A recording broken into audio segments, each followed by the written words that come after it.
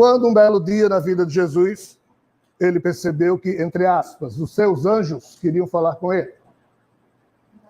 Jesus, então, retira-se para um certo monte, uma certa montanha, leva com ele, no fim de tarde, 3 dos seus apóstolos, Pedro, João e Tiago, e lá chegando, os 3 começaram a perceber que Jesus iria passar a noite ali, começaram a armar tendas, mas uma nuvem estranha domina aquela altitude onde eles estavam, os 3 apóstolos pegam no sono e os anjos do Senhor começam a falar com Jesus naquilo que os evangelhos de Marcos, Mateus e Lucas, não de João, ainda que João estivesse lá, chamam de transfiguração de Jesus.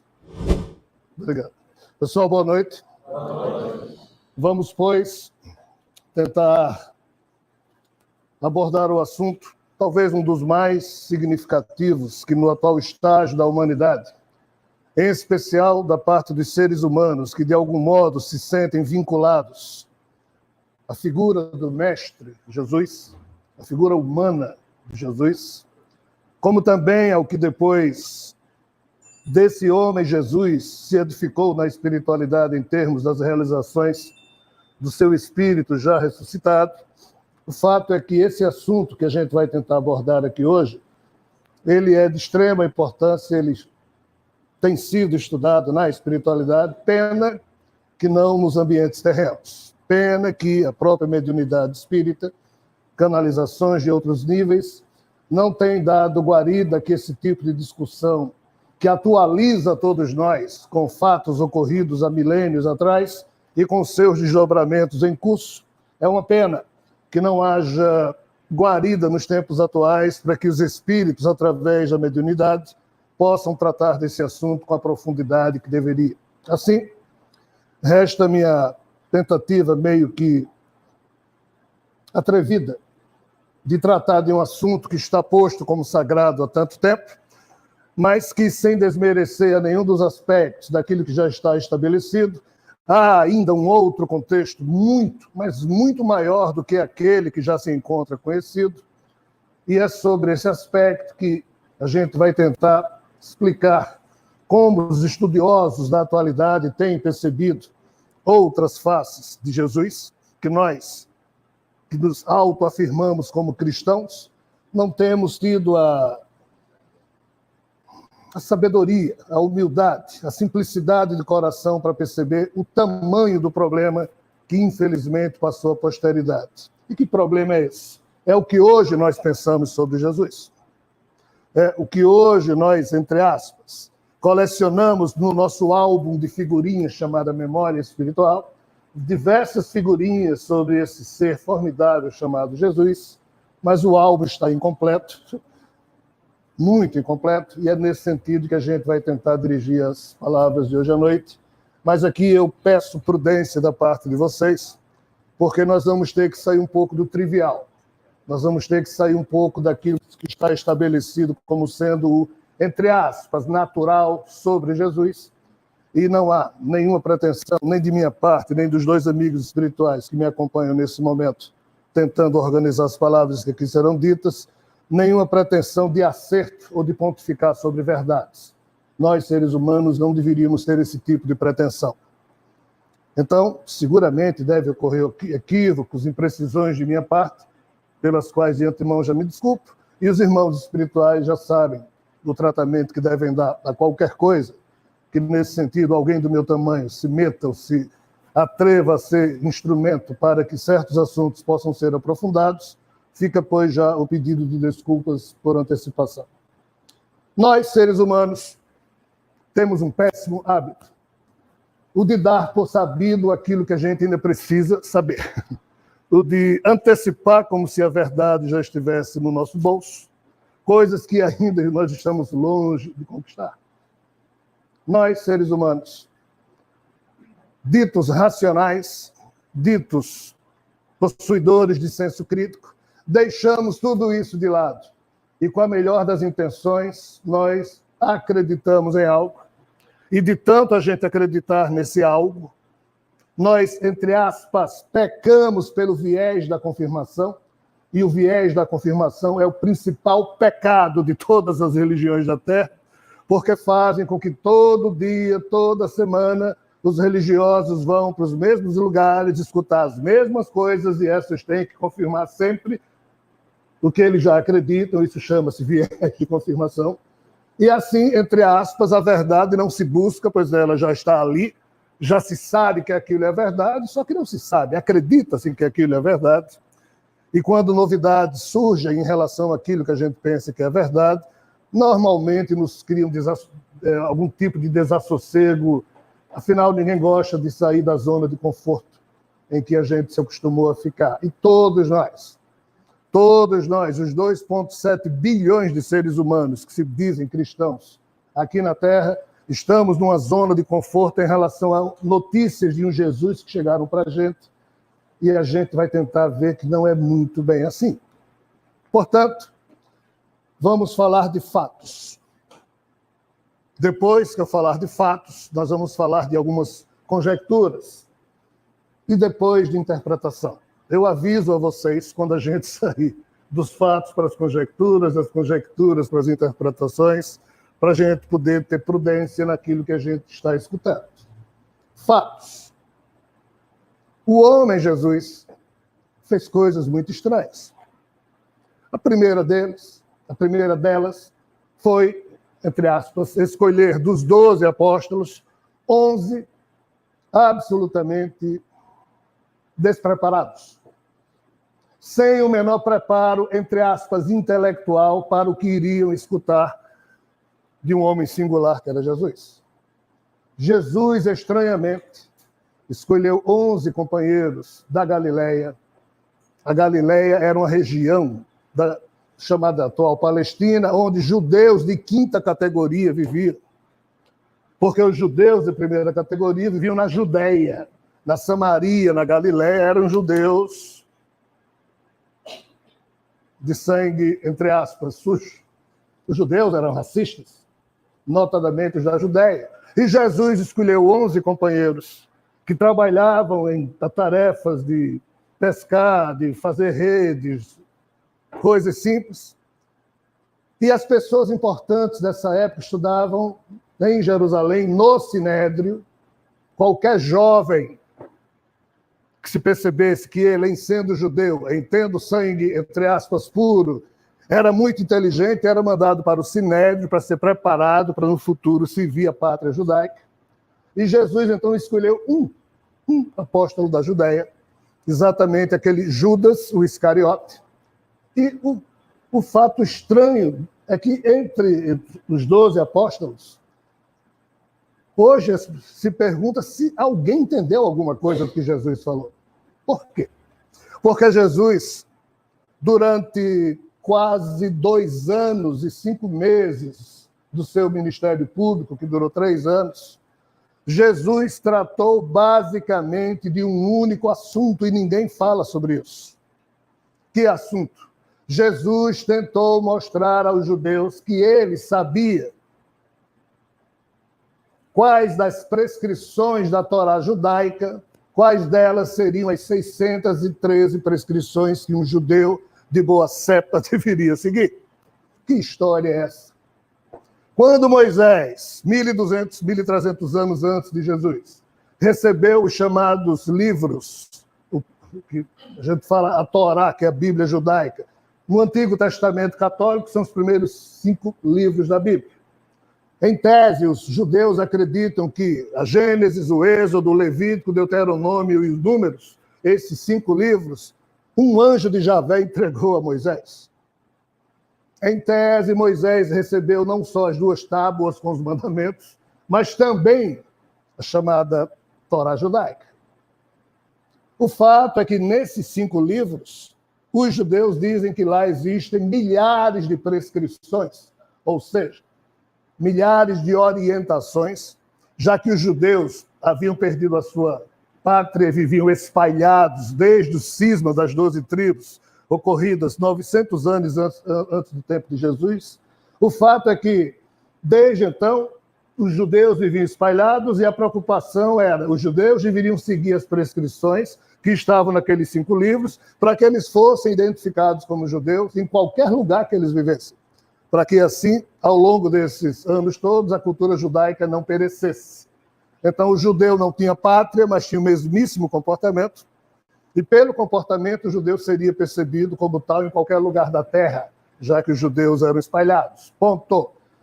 Qual o drama da história? É que como os judeus brigavam muito, os saduceus, os fariseus, os essênios, os zelotes, samaritanos, galileus, eles diziam que só o Messias poderia estabelecer das milhares de prescrições. Os rabinos dizem que há cerca de 4.000 prescrições nesses 5 livros, ou seja, 4.000 orientações. Só o Messias poderia dizer claramente quais seriam as 613 prescrições que os judeus deveriam seguir como sendo lei. Jesus sempre afirmou ser ele o Messias. Mas as pessoas esperavam, inclusive Maria e seus outros filhos, um Messias superpoderoso. E Jesus tinha poderes, mas não pousava de superpoderoso. Jesus, ele tentava mostrar, através daquelas parábolas, das explicações, que ele sabia quais eram as 613 prescrições, e tudo aquilo era conflito, tudo aquilo que, todas aquelas palestras, todas as vezes que Jesus parava e falava para as multidões, o objetivo era dizer, mostrar que ele sabia quais das prescrições seriam as que deveriam ser tidas como prioritárias na educação do povo judeu.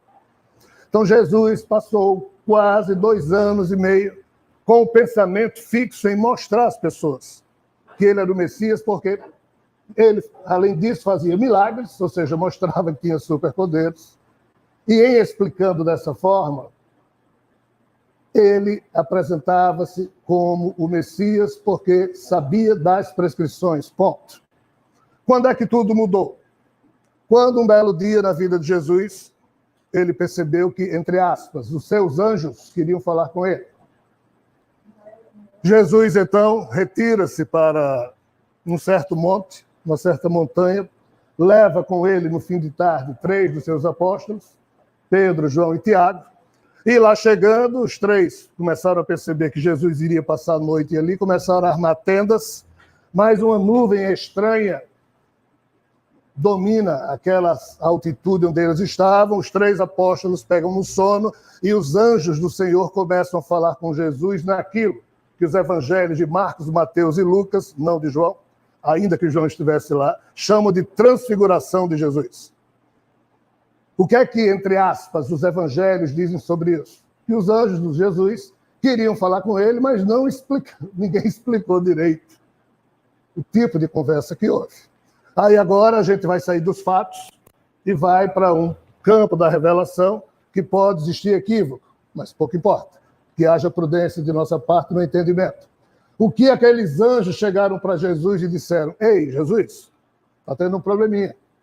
Você está aí porque, entre aspas, alguém emprestou o seu código de vida para ser inseminado na sua mãe Maria, e esse alguém é Rockma, ou seja, a Sofia, a personificação da Sofia, da sabedoria cósmica, e você nasceu sem pai, só com mãe, porque essa parte que foi inseminada em Maria foi esse ser que deu. E qual é o problema? Tudo que você faz mexe no seu DNA e no dele. E ele, entre aspas, está preocupado porque você nasceu para ser o Messias que iria usar os superpoderes para não sair curando os fracos, mas para reunir um super exército dos judeus, libertar-se da escravidão romana, dominar os romanos, construir um império na terra e levar todos os seres humanos novamente para o jugo de Javé, tido como criador, jugo esse que ele perdeu desde a época de Adão e Eva. Então Javé anunciou que iria mandar o Messias através de todos os profetas do Antigo Testamento. Esse Messias é você, nós fizemos uma super operação para que você pudesse nascer feito humano, inseminamos Maria, ela virgem, com a cota do código de vida do DNA desse ser, e você não está fazendo aquilo que foi programado. Você está usando os seus superpoderes, caminha sobre a água, multiplica alimentos, cura leprosos, mas não é isso que estava programado. Você tinha que usar a força para criar um império judaico. Você esqueceu? Será que você está entendendo direito que esse ser chamado Javé, ele é duro, ele é...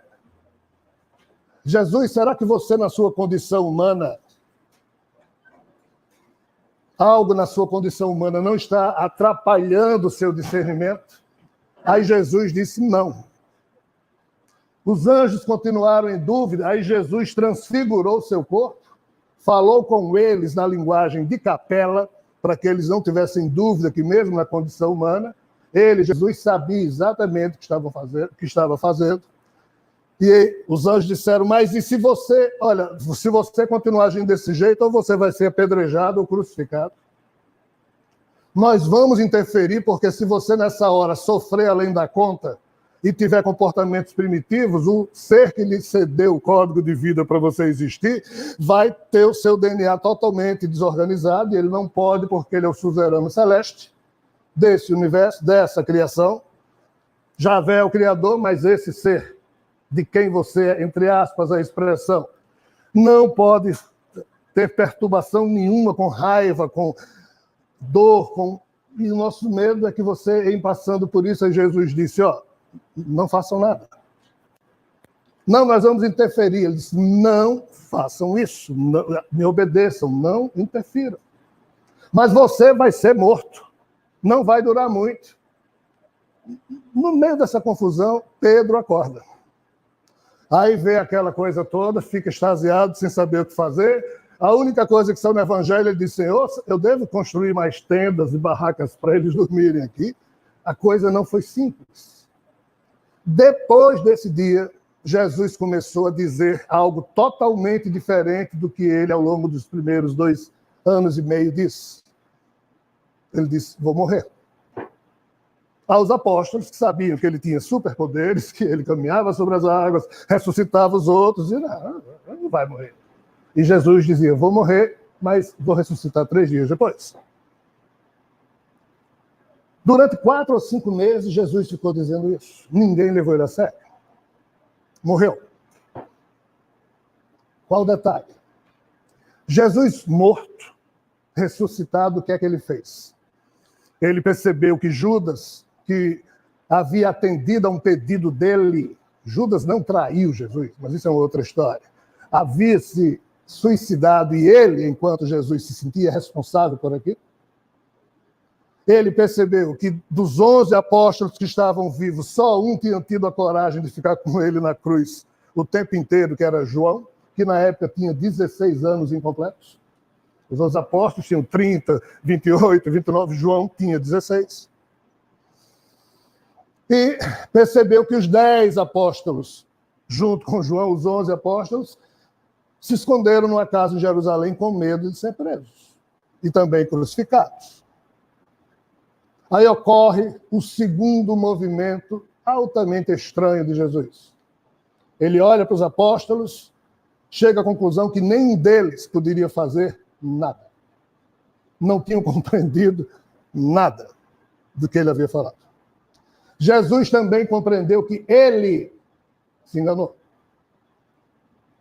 Que ele não teve, entre aspas, a opção que nós, seres humanos, temos. Ele percebeu que, por ter um super DNA, como sendo a base da sua origem, misturada à genética da sua mãe, ele nasceu, entre aspas, enjaulado, engaiolado. Entenda, o que é isso? Quando eu digo, eu torço pelo ABC, eu crio uma gaiola no meu psiquismo e vou lá para dentro da gaiola e fico sendo abecedista a vida inteira, sofrendo loucamente. Não posso nem dizer isso, que o nosso mecão virou freguês. Mas assim, na hora que você se define eu sou, você se diminui. No sentido de que você ser alguma coisa é você construir uma gaiola na sua mente e o seu eu fica lá dentro como prisioneiro e não sai dali. É aquela verdade. Então, eu sou católico, eu sou protestante, eu sou espírita, eu sou isso, eu sou aquilo. A conjugação do verbo eu sou alguma coisa deveria ser feita de um modo bem diferente daquele que nós, seres humanos, nos acostumamos a conjugar nas nossas vidas, porque O ser alguma coisa é engaiolar-se, é tornar-se prisioneiro de limites que nós mesmos nos autoimpomos, e as religiões querem que a gente fique ali, presos, para que elas controlem. E qual é o drama? Jesus, quando tinha 9, 10 anos, todo ano, José, Maria e todos os demais pais daquela época levavam seus filhos a Jerusalém. Não é somente os islâmicos que vão todo ano a Meca. Nessa época existia peregrinação a Jerusalém, ao templo de Salomão, ao que dele restava. O fato é que o Evangelho conta que Maria e José e seu filho Jesus vão ao templo, vão a Jerusalém, e como eram diversas carroças numa caravana, na volta, José e Maria, pensando que Jesus estava brincando numa outra carroça com outros meninos, só depois de uma certa distância, ao sair de Jerusalém, perceberam que Jesus não estava com eles. O Evangelho conta que José e Maria voltam a Jerusalém, passam 3 dias desesperados procurando o menino Jesus, e, em certo momento, perceberam que Jesus estava no templo, porque disseram, tem um menino lá no templo que está azucrinando a paciência dos doutores da lei, dos escribas, porque ele está fazendo pergunta que não se sabe responder.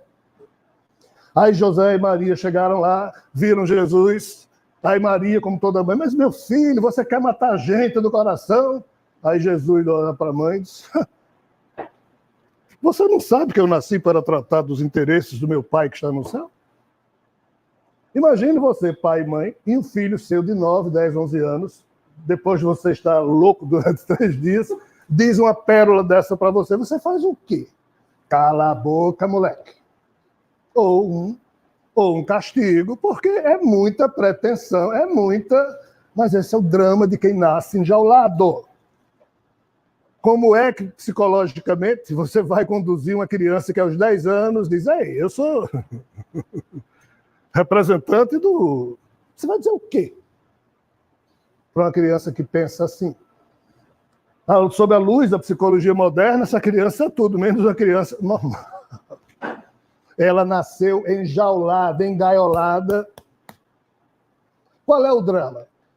A Bíblia conta isso, os evangelhos contam isso. O que é que o evangelho não conta? O que é que Jesus estava perguntando? Então, de novo, a gente vai sair agora dos fatos, como eles nos foram apresentados, e acrescentar uma fofoca espiritual. O que é que Jesus, ou enquanto menino Jesus, perguntou aos doutores da lei e aos demais escribas e autoridades do Sinédrio, eram 70 figuras, que eles não sabiam responder. Um belo dia, Jesus estava lá e esses doutores da lei estavam lendo o livro da sabedoria de Salomão. E no livro da sabedoria de Salomão tem mais ou menos assim, tu, ó Rockma, sabedoria perfeita, que agiste junto a Deus. Aí Jesus, com licença, quem é esse Rockma? O que é esse Rockma? Tem Deus e tem Rockma? E quem é esse Rockma? Menino, cala a boca, menino. Não, mas quem é esse ser que está... Não, é porque assim, Deus agiu, mas agiu com a ajuda de Rockma. E tá, mas quem é? Não sabiam responder. Na volta, José e Maria conversando com Jesus, Jesus disse lá as perguntas, ninguém sabia responder. Quando chegaram a Jerusalém, José era amigo de José de Arimateia, sabia que José de Arimateia era iniciado, inclusive, nos estudos dos ídolos romanos. José de Arimateia não sabia responder. Morre o pai de Jesus. Morre José. Maria fica lá com os seus filhos, tomando conta da carpintaria. José de Arimateia se aproxima da família, encomenda trabalho, porque José de Arimateia era muito rico, tinha diversas caravanas, ele era dono de minas, ele vendia certo tipo de mineral que fazia espada e pontas de lança para os romanos e para outros povos da época. E ele mandava as suas caravanas. E ele queria convencer Maria a deixar Jesus a viajar nessas caravanas, para ver se em terras distantes alguém conseguia responder a Jesus as perguntas que ele fazia, e que nem a mãe, nem ninguém, e nem ele, José de Arimateia, sabia, e nem ninguém nas sinagogas. Foi assim que Jesus fez viagens que não foram reproduzidas nos evangelhos, porque não era conveniente. Mas Jesus viajou para descobrir, e descobrir-se dentro do mandato, dentro do engaiolamento que seu psiquismo nunca teve a opção de sair dele. Jesus sempre se viu como o Messias. Mas o que é que Jesus fez? Ele se recusou a ser o Messias violento. Aí os anjos disseram, cara, você vai criar problema, você está desobedecendo a Javé. Javé está dizendo que isso é traição. Antes de Jesus morrer, quinta-feira à noite, Jesus foi crucificado na sexta-feira, como é que numa quinta-feira à noite ele diz, Pai, livra-me desse cálice. Eu sei que Judas foi agora ao Sinédrio, está vindo com os soldados. Pai, livra-me desse cálice. Deixa eu usar os meus poderes para que eu possa... Não. Que tipo de ser nós estamos falando aqui? De um ser que diz não para um homem que tinha superpoderes e diz, não use seus superpoderes, porque você já me desobedeceu. Você já traiu o nosso pacto, você tinha que... Porque Jesus é esse Rockman, tá? Jesus, entre aspas, antes de ser o humano Jesus, ele era esse Rockman, essa sabedoria, essa personificação dessa sabedoria divina. A gente fala já um pouco mais disso. Mas o que a gente tem aqui que compreender é que tipo de ser diz, não, beba o cálice. Aí Jesus, ok, eu não vou usar daqui de nada do que posso para atender às minhas conveniências. Eu vim a esse mundo para cumprir a sua vontade e não cumpri, então eu vou pagar o preço. É por isso que Jesus foi crucificado. O que é que a teologia do catolicismo, 400 anos depois, inventou? Deus amou tanto o mundo que mandou seu filho, o mais dileto de seus filhos, nascer como homem para, com seu sangue, lavar os pecados do ser humano. Essa é a explicação, isso chama-se teologia, isso vem do estudo chamado exegese bíblica, é a melhor explicação que, com toda boa vontade, no século IV, foi armada para se dizer alguma coisa aos cristãos que passaram a ser católicos nessa época, para entender como é que um Deus bom, justo, decente, amoroso, faz isso. O fato é que Jesus ressuscitado, olhando para os apóstolos escondidos em Jerusalém, eu vou fazer o quê? Ele ficou observando os apóstolos e ele disse, eu errei, porque eles têm a herança que eu deixei durante os primeiros 2 anos e meio, que eu só falava que eu acreditava que esse ser, esse Abba, esse Javé, ele em algum momento poderia mudar, e não mudou, e eu deixei essa mensagem, falei de algo mais alto que Javé, talvez um outro tipo de Deus que a gente ainda precisa compreender, que a gente tem conceitos equivocados sobre Deus. O fato é que Jesus, eles agora estão dizendo que minhas palavras é só para quem é judeu, porque esses 11 apóstolos, inclusive João, quem procurava os apóstolos, eles só recebiam se fosse judeu. O que é que Jesus fez? Ih, deu errado. Deu errado, eu preciso arranjar alguém que refaça a minha mensagem. A quem é que Jesus escolheu? Um cara do Sinédrio, um judeu extremamente radical, chamado Saulo de Tarso, que perseguia o legado de Jesus, que havia matado Estevão. Lembra-se do livro maravilhoso de Chico e Emmanuel escreveram, Paulo e Estevão? Aquela figura ali, Paulo, Jesus olhou para milhares de judeus e escolheu aquele. Aí chegou e disse, Paulo, para de me perseguir, me ajuda. Aí Paulo vai na estrada de Damasco. O choque foi tão grande que Paulo perdeu a visão. Quem o acolheu, Zacarias, nada mais é que Ananias, nada mais é do que o espírito de Bezerra de Menezes, na época, encarnado como Ananias. Ananias recolheu aquele superpoderoso Paulo, que estava cego, na época o nome dele ainda era Saulo, e durante muito tempo Saulo contou a Ananias, Ananias foi aconselhando ele recuperou a visão, assumiu o nome de Paulo, porque tinha vergonha do que tinha feito como Saulo, e procura quem? Os 11 apóstolos, que estavam lá ainda, prisioneiros do medo, escondidos numa casa em Jerusalém. Quanto tempo depois da morte de Jesus? 3, 4 anos depois. Aí chega Paulo lá, aí o pessoal, eita, lá vem o pessoal do Sinédrio, vem prender a gente. Aí ele, não, eu não vim. É porque Jesus apareceu para mim. Vai contar outra, cara? Você matou todo mundo aqui. Que história Jesus apareceu para você? Jesus tem juízo. Não ia escolher você para... Logo você que matou os melhores quadros do nosso lado. Não, mas Jesus me apareceu. Você está louco. Paulo passou mais de 10 anos sem saber o que fazer. Porque os apóstolos não aceitavam que ele estivesse falando a verdade. Aí Paulo disse, vocês não podem ficar guardando só para quem é judeu a mensagem de Jesus. Eu tenho que sair falando por aí, já que vocês não vão fazer nada. Não, você não vai fazer isso. Aí Paulo fez, saiu por aí falando.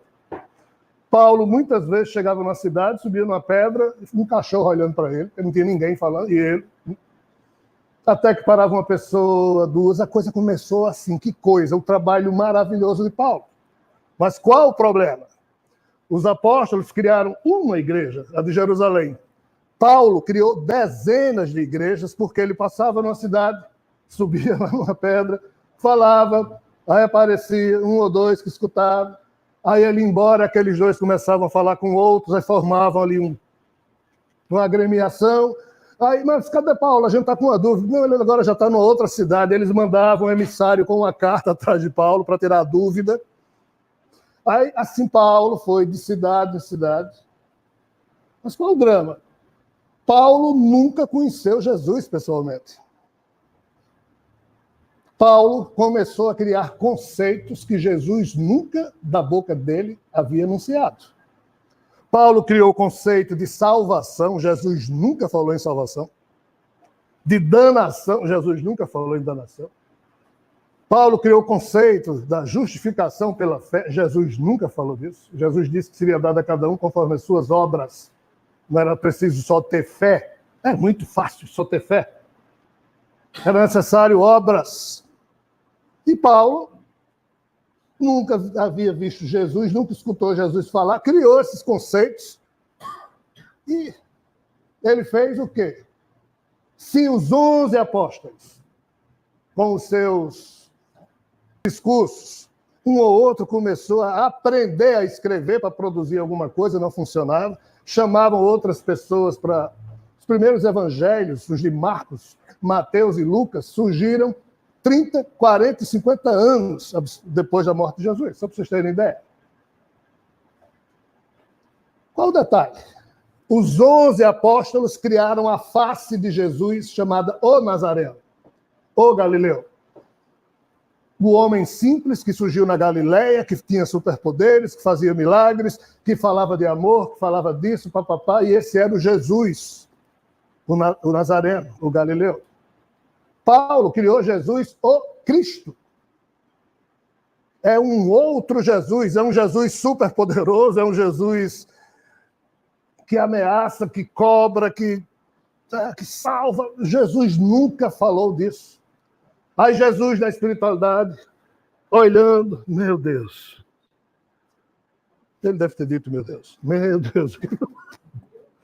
Os 11 criaram essa minha face. Jesus, o homem simples da Galileia. Agora Paulo, com toda a boa vontade, criou essa questão de Jesus, o Cristo, o poderoso. Eu nunca falei isso. E eu não posso criticar Paulo, porque ele já está no sacrifício me ajudando. E agora? Não tinha um Chapolin Colorado na época para ajudar Jesus. Vocês sabem quem Jesus, entre aspas, se ancorou? O Jesus ou ressuscitado? Maria de Madalena.